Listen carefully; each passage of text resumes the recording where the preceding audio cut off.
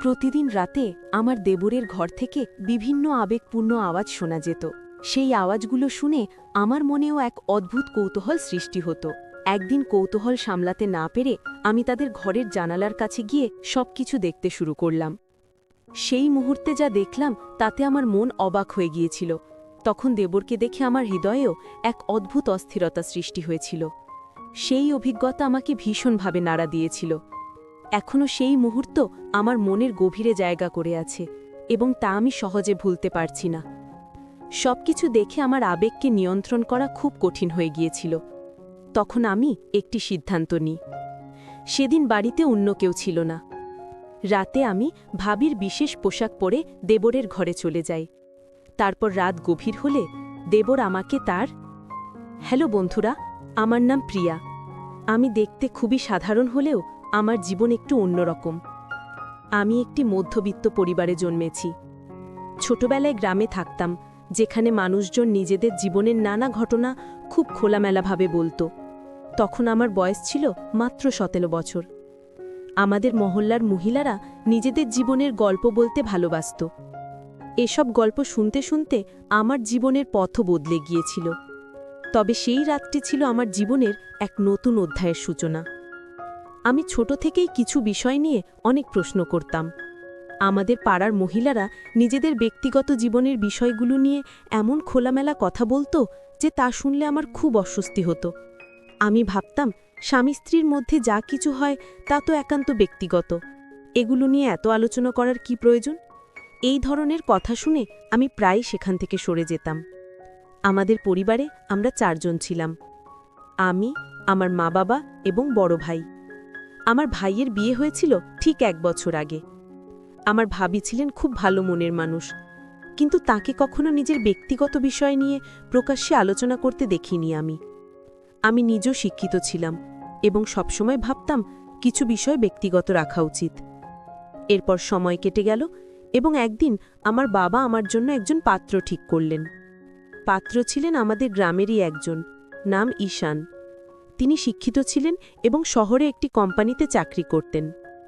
ঈশানের পরিবারে তার মা এবং ছোট ভাই ছিলেন। তার ছোট ভাই কৃষিকাজ করতেন এবং কুস্তি লড়তে পছন্দ করতেন।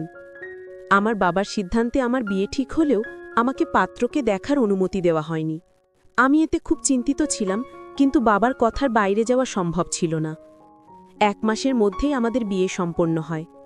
বিয়ের দিন পর্যন্ত আমি আমার স্বামীকে দেখিনি।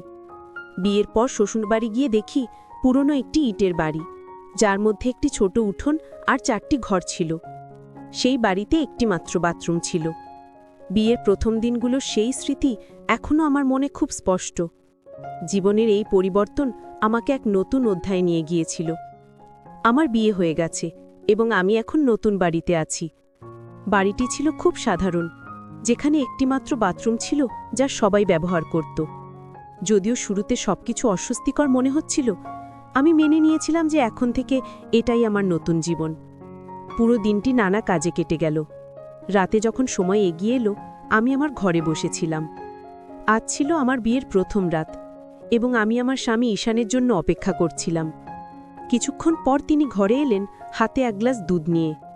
তখনই আমি প্রথমবারের মতো তাকে ভালোভাবে দেখলাম। ঈশান দেখতে খুব সাধারণ ছিলেন, পাতলা, গরম এবং একটু দুর্বল বলে মনে হচ্ছিল। প্রথমে আমি একটু হতবাক হয়েছিলাম, কারণ আমি তার সম্পর্কে বেশি কিছু জানতাম না। তবে আমি নিজেকে শান্ত করলাম এবং ভাবলাম হয়তো সময়ের সাথে সবকিছু বদলাবে। অনেক পুরুষই বিয়ের পর শারীরিক এবং মানসিকভাবে ভালো হয়ে ওঠে। ঈশান আমার কাছে এসে বললেন, প্রিয়া, তুমি আমার জীবনের সবচেয়ে সুন্দর উপহার।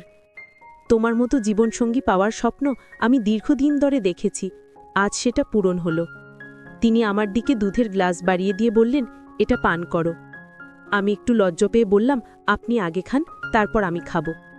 তিনি হেসে গ্লাস থেকে 1 চুমুক নিলেন এবং তারপর আমাকে দিলেন। সেই মুহূর্তে আমার মনে হলো এই নতুন জীবনে আমি ধীরে ধীরে মানিয়ে নেব। ঈশান প্রথমেই দুধের গ্লাস থেকে 1 চুমুক নিলেন, তারপর আমার দিকে এগিয়ে দিলেন। আমি বাকি দুধ পান করলাম। তার এই আচরণে আমার মনে ভালো লাগার অনুভূতি জন্ম নিল। তখন তার ব্যবহার আমাকে সত্যিই মুগ্ধ করেছিল। কিছুক্ষণ পর ঈশান আমার হাত ধরে আমাকে কাছে টেনে নিলেন। আমার মন এক অদ্ভুত উত্তেজনায় ভরে উঠেছিল। কিন্তু আচমকা তিনি নিজেকে দূরে সরিয়ে নিয়ে ঘুমানোর জন্য শুয়ে পড়লেন।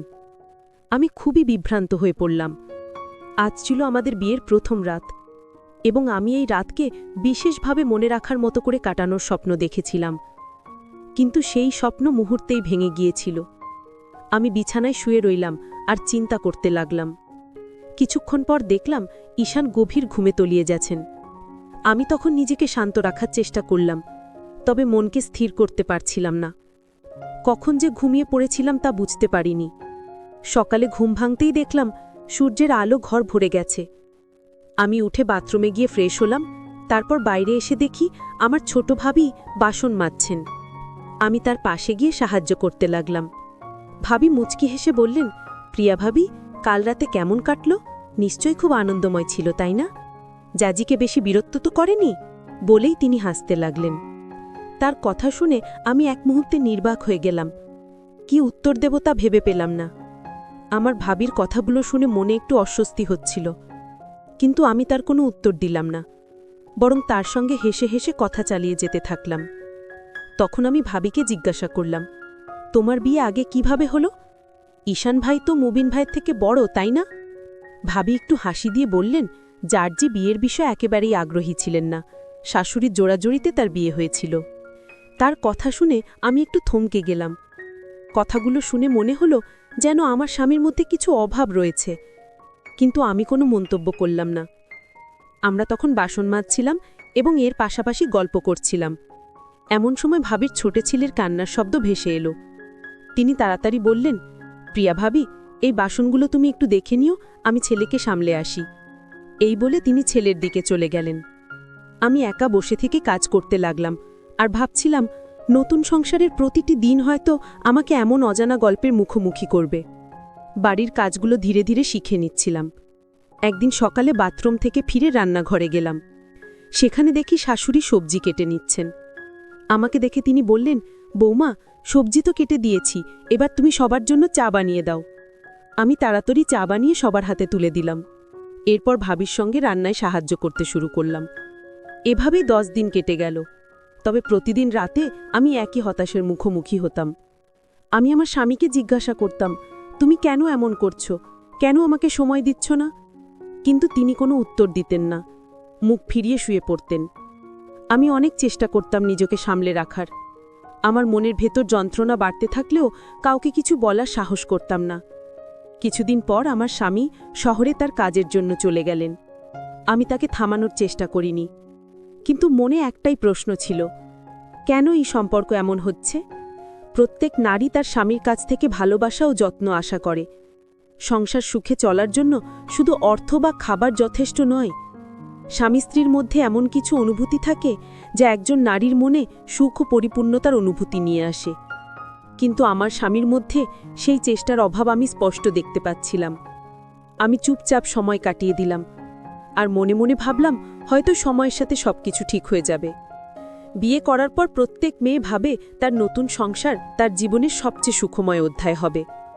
আমিও তাই ভেবেছিলাম, কিন্তু সময় সঙ্গে সঙ্গে বুঝলাম আমার স্বপ্নগুলো এক এক করে ভেঙে যাচ্ছে। আমার স্বামী ঈশান কাজের জন্য শহরে চলে গেলেন।